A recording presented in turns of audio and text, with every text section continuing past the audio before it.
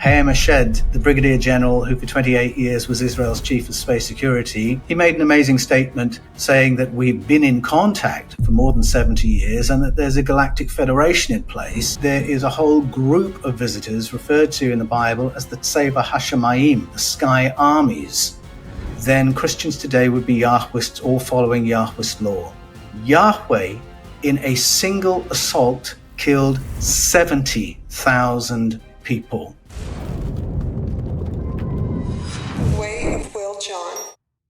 Entities is a word that probably makes mainstream Christian believers a little uncomfortable because they're very comfortable with the traditional translations of the kinds of entities that are in the Bible. So they're used to talking about God and the devil and Satan and angels and demons.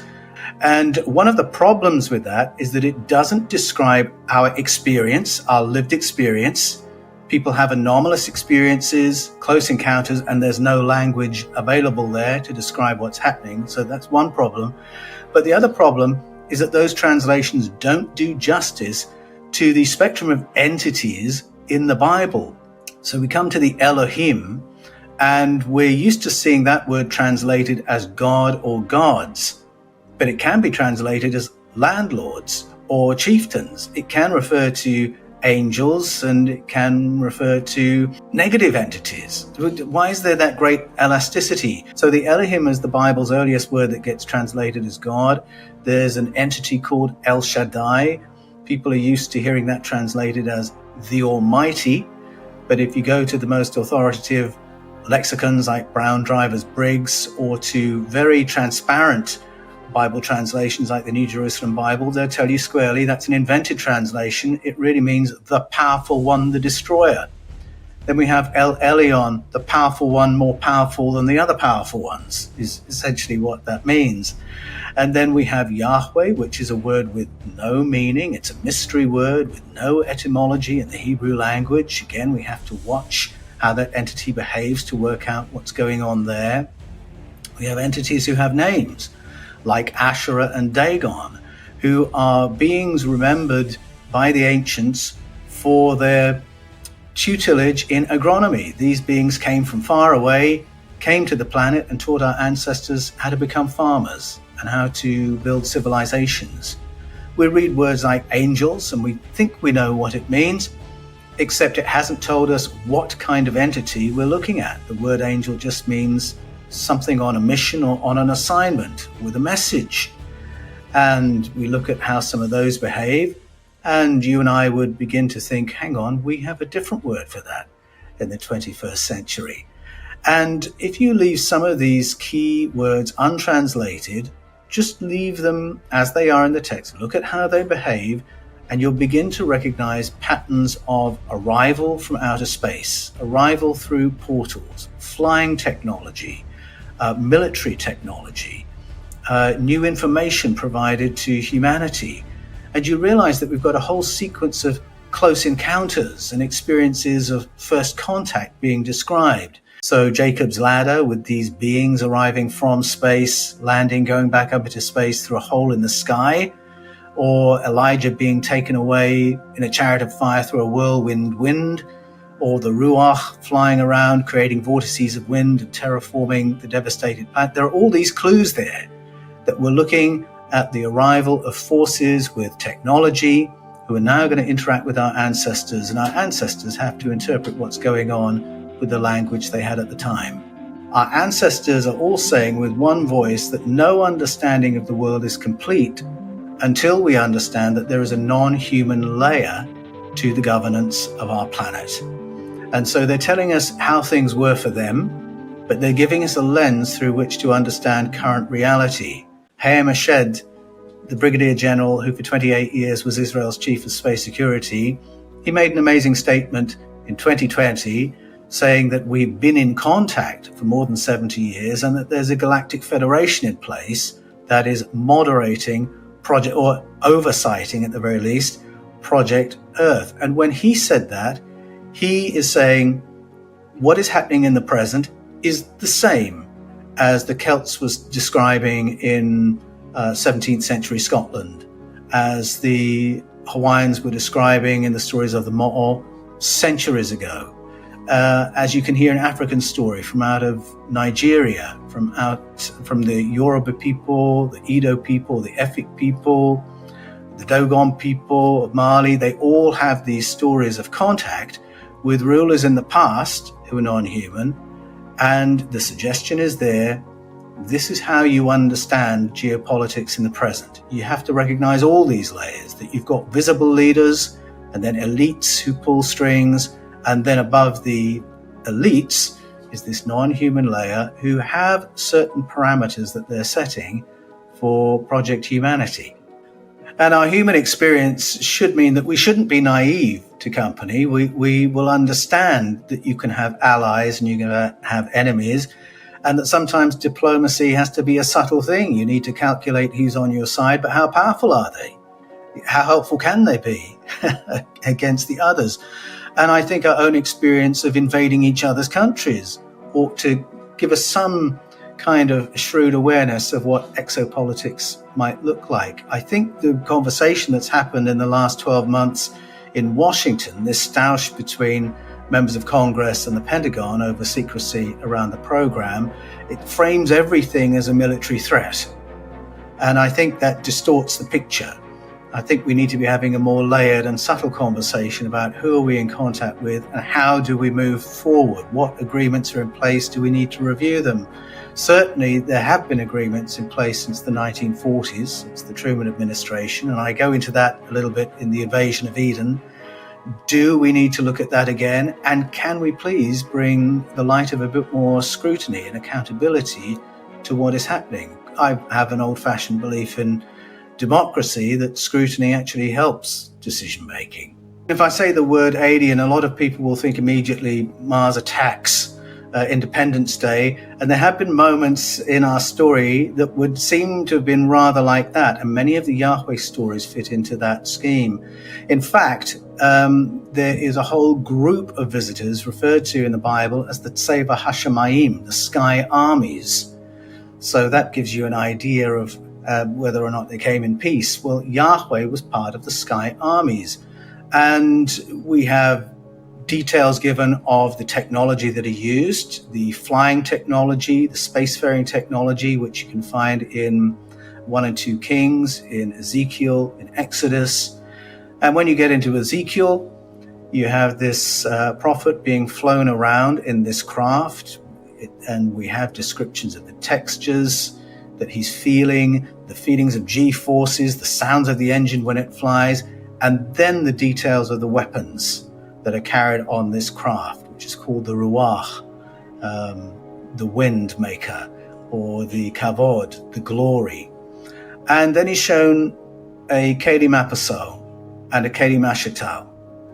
And he's shown that 6 individuals equipped with one of those. One is translated as the shattering thing, and the other as the disintegrating thing. And 6 individuals equipped with one of those each can ethnically cleanse an entire district. And just to give you a sense of scale as to what that might be, World Trade Center was attacked. 2,996 people died. And that was a huge shock to the USA. Nothing like that had happened on American soil before. Europeans a little bit more familiar with attacks on that scale. D-Day, I think it was over 10,000 infantry killed on a single day. Londoners, a bit more familiar with attacks on a bigger scale. During the Blitz of London, between 40,000 and 43,000 Londoners were killed. Yahweh, in a single assault, killed 70,000 people. That dwarfs those other destructions, and that was in a single assault, which he made on his own infantry. And he did that as a message for one person. That was for an audience of one, his puppet king, David, as a message to him, you don't think about questioning my orders. All David had done was count his army, which is a very sensible thing to do if you're going to calculate whether to go to war or not. But Yahweh is saying, no, your only calculation is if I tell you, you go. End of story. You don't need to know how many troops you have. and counting his troops was too close to questioning orders. And he could respond with, one action, 70,000 people dead. So I don't think you can read the Yahweh stories as stories of something benevolent that was looking after his people group. It was a story of wars between Yahweh and other Elohim, and thousands of people left dead through the years of those conflicts. In a lot of Bibles, the name Yahweh is translated as the Lord, with Lord in capitals. So unfortunately, when Christians read the Hebrew scriptures and see the Lord, naturally they think these are stories of God. But you go back to the beginning of Christian history, and there were plenty of really central church fathers who said the Yahweh stories and Elohim stories cannot be understood as God's stories because they are morally incompatible with the teachings of Jesus. The behavior of the entity Yahweh is incompatible with Christian morality. So in a sense, Christians should have a head start here, recognizing that we've got narratives of some other kind of contact going on, but that translation confuses it. The moment you leave Yahweh untranslated and go and read those stories, you will start evaluating the moral behavior of that entity, and there's no way you will conclude that the theos about whom Jesus taught had anything to do with the Yahweh of those old stories. And it's a bit of a smoking gun that in all the Gospels and New Testament, neither Jesus nor anyone who writes for him ever uses the word Yahweh as a word for God. And there are plenty of places where Jesus distances himself from Yahweh. You've heard it said, but I say this. Moses allowed you this, but I say this. And then there's a famous moment where he says, what kind of father, when his children are asking for food, would give them a stone or snakes? And he's referring to a moment when Yahweh did exactly that to the starving tribes of Israel. If Jesus had been a worshipper of Yahweh, then Christians today would be Yahwists, all following Yahwist law. But as soon as you've read as far as Acts 15, you realize Christianity isn't built on Yahwism.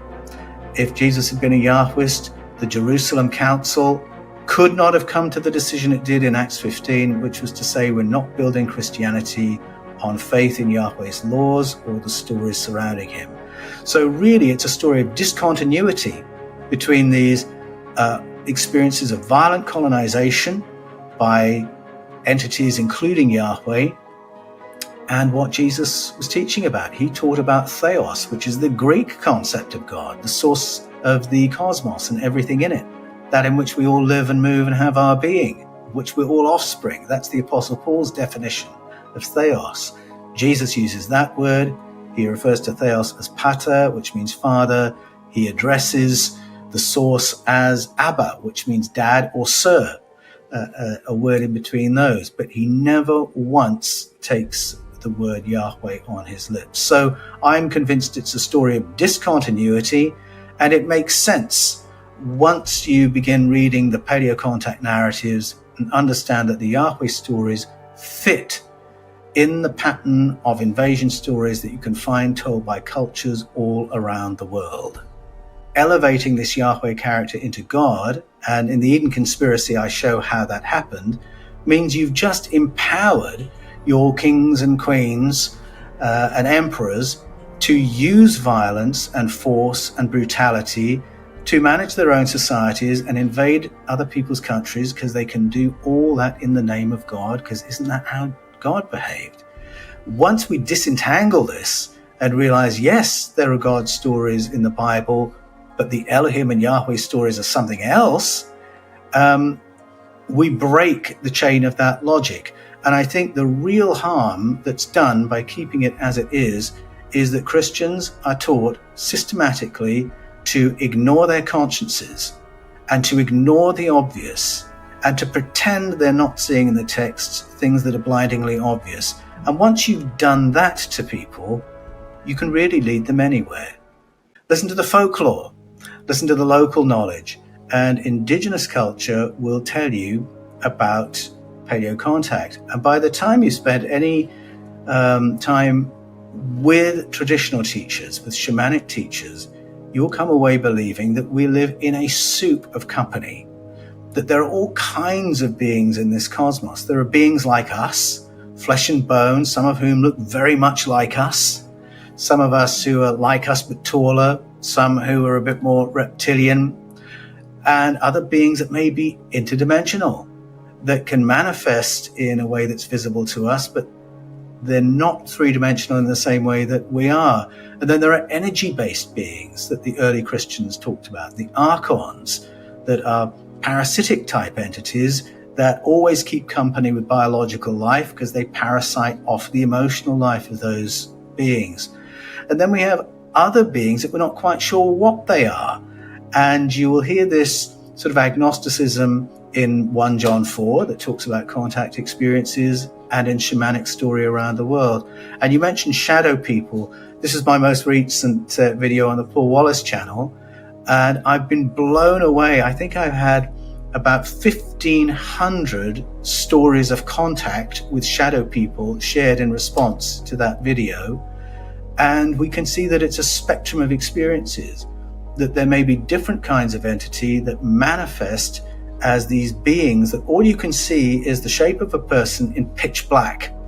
And sometimes they'll look like they're wearing a hood. Sometimes they'll look like they're wearing a top hat.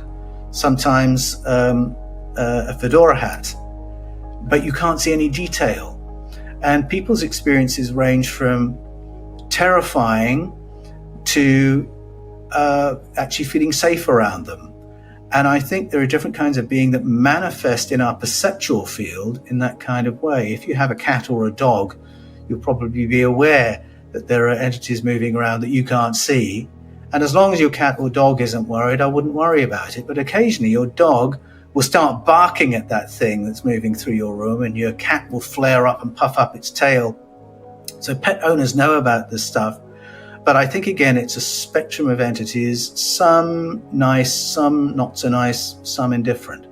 But as I say, once you're listening to the folkloric layer, you certainly don't believe that we're alone in this cosmos. Anxiety about the control of currency is very topical. There are lots of things afoot right now, people interested in holding their wealth in different ways so that their wealth can't be revalued by bankers or governments. And as I show in The Invasion of Eden, this is a very ancient concern. So if I go to stories that are thousands of years old, for instance, in the Hebrew Canon, we have the Elohim turning up, and what do? They annex the land, they divide it among themselves, so they cancel all previous patterns of indigenous ownership. They now own it. And once they've dispossessed the people of ownership of the land, the people can't work for themselves anymore. They will now have to work for the tokens that the conquerors will give them. They have to work for the conqueror's money. So you can hear that in the Hawaiian stories of the mo'o, who did exactly that, annexed the land, separated people from it, forced them to work for money, and then started devaluing the money so that the people have to work harder and harder for their tokens to be able to buy the things they bought last year. Well, that's the pattern everywhere. If you think about the Romans' invasion of Palestine, they invade. Now people are going to have to start doing business in the single currency of the Roman Empire, because if you're going to pay your taxes, you're going to pay it in Roman currency. Thank you very much. So you're now having to work for the conqueror's money. The conqueror mints it. The conqueror provides it. So there's no mistaking, once the Romans turn up, the only people you're working for are the Romans. You work for the people who issue the currency. Britain goes into Ghana, replaces the local currency with British pounds. You now work for British pounds. You're working for the British. And once that change has been made, you are under the power of those who issue the currency, because bit by bit, it will be devalued. You won't get any more hours in the day or days in the week. But if you still want a house, if you still want a certain standard of living, you're going to have to work harder and harder and harder to maintain it. And just to give you a shocking measure of this, between 1800 and 2023, the British pound was devalued by 99.032%. Do you really think that wage increases have kept up with that? You can bet your bottom dollar. No, they haven't. And you see it when you start comparing average incomes with the average price of a house. So in 1966, for instance, in Australia, if you wanted to buy a house, if a couple could work for 2 years on the income of one person, the income of the other person could buy a house outright, because the average house price was 1.6 times the average household income based on a single income. 1.6. So after 2 years, you could buy a house for cash. Do you think you can do that after 2 years in 2024?